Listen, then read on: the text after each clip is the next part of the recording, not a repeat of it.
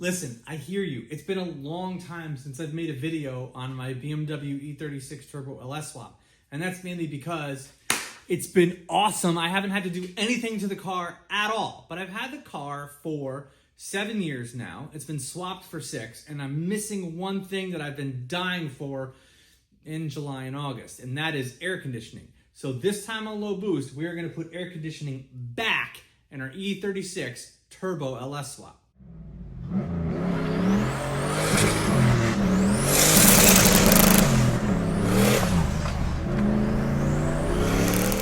So I did end up saving just about every air conditioning component off of the car after I did the swap. And a lot of that stuff I'm gonna reuse for it, the lines, the fittings, and everything else.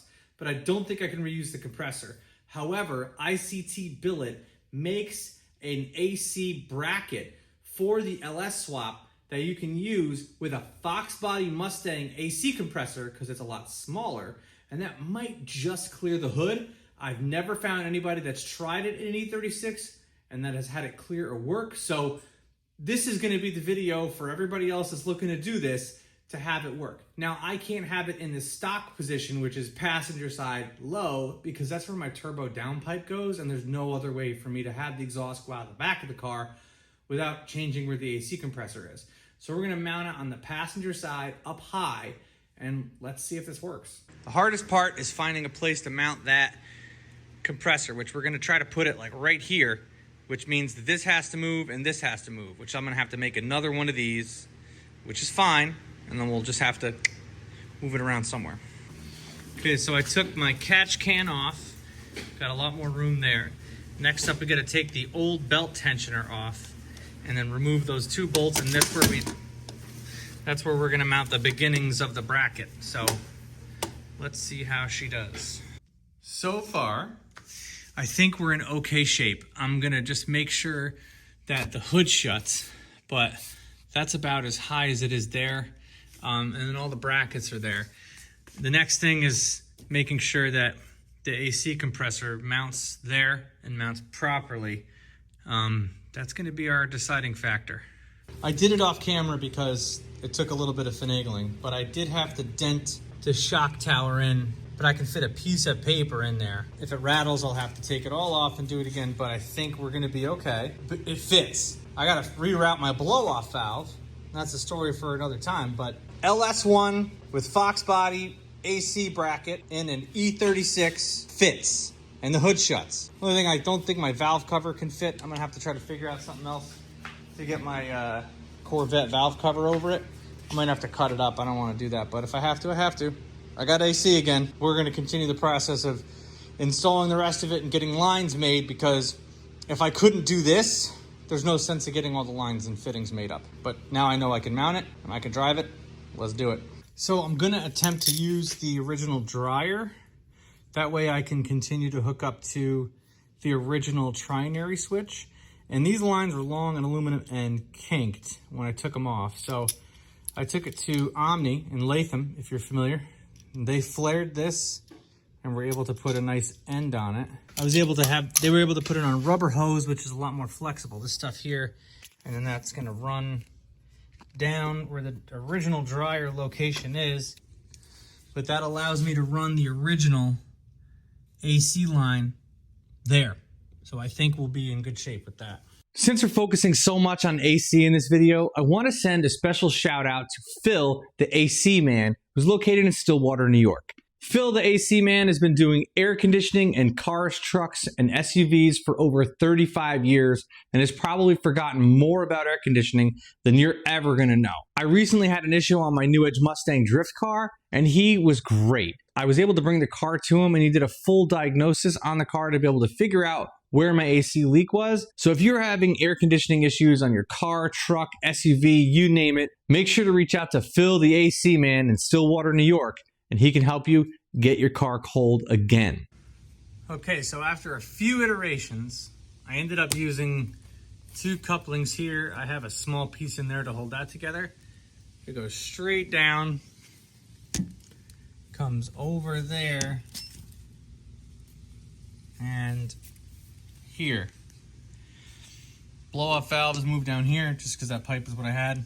Should fit behind the bumper. Got to rehook up a vacuum line. I need to put my IAT sensor somewhere. I'm going to have to get it welded. I'll try to get it welded or put it somewhere close to this area here or on the pipe just as it goes down there. I'll have to get that welded on. My only major concern that I have is the intake is close. The intake is close to my hot side.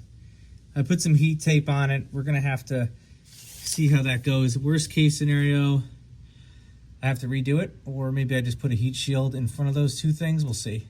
But my IATs are never really too hot, so we'll see how it goes.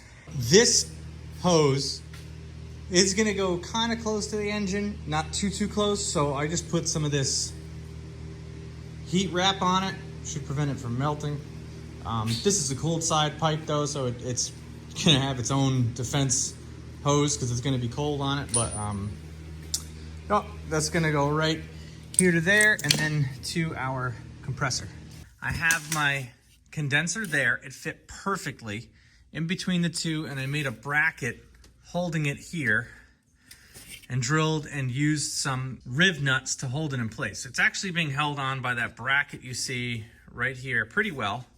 I have my hoses coming in and out there. As you can see, as it goes in there, you can see the space. I did reuse this to reroute my blow-off valve. And you can see my plugs and the dryer close to factory location. I have the plugs unplugged for now. Okay, all the lines are hooked up. I have the vacuum pump running. I got this on Amazon. I'll put a link to it in the description below. I got one on the high, one on the low.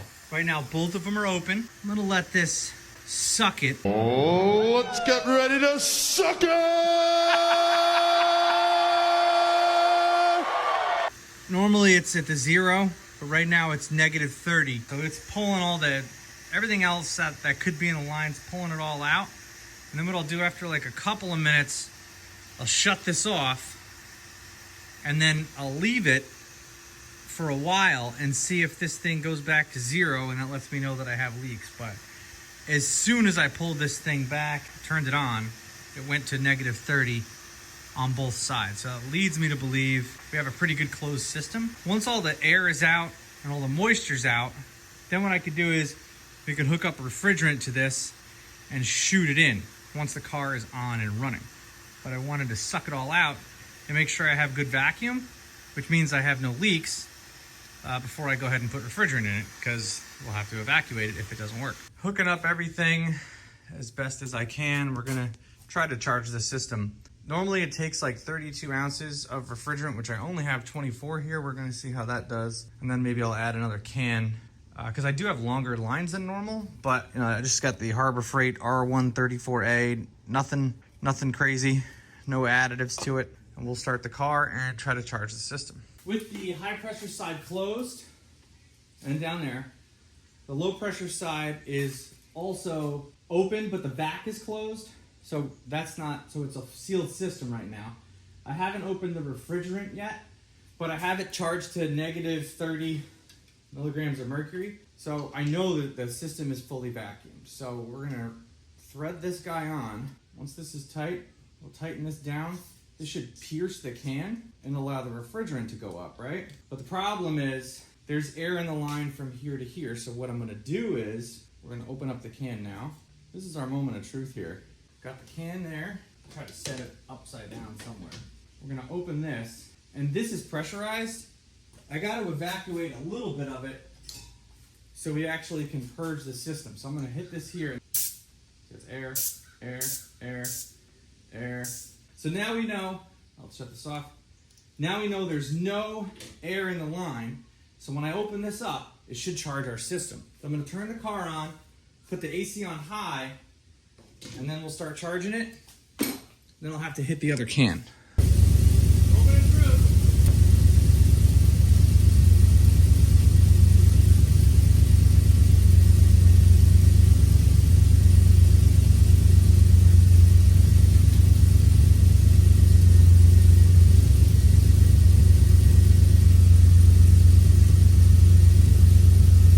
So I couldn't get it to charge, mainly because I couldn't get the compressor to kick on.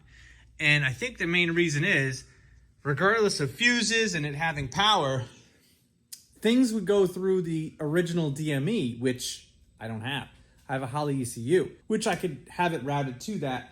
But the signal inside, where I hit the AC button that goes through the climate control system, is supposed to go through the ECU to trigger power to it, but it doesn't anymore.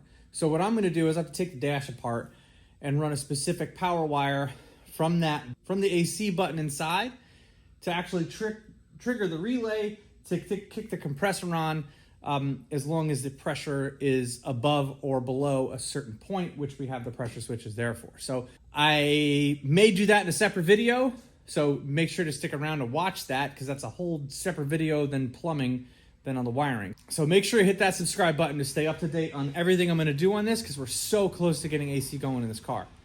If you can't wait until that video, make sure to click on these videos that I already have ready to go.